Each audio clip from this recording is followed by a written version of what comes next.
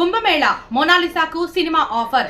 కుంభమేళాలో special attraction గా నిలిచిన Mona Lisa Bhosle 16 సంవత్సరాలకు బాలీవుడ్ ఆఫర్ వచ్చింది. తన సినిమాలో ఆమెకు ఛాన్స్ ఇవ్వాలని అనుకుంటున్నట్లు డైరెక్టర్ సనోజ్ మిశ్రా తెలిపారు. త్వరలోనే మోనాలిసాను కలుస్తానన్నారు. ఆమెది మధ్యప్రదేశ్ లోని ఇండోర్.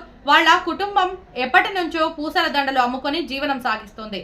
ప్రయాగ్రాజ్ లో ఆమె దండలు అమ్ముతుండగా యువకులు ఫోటో తీసి SM లో పోస్ట్ చేయగా వైరల్ అయ్యింది.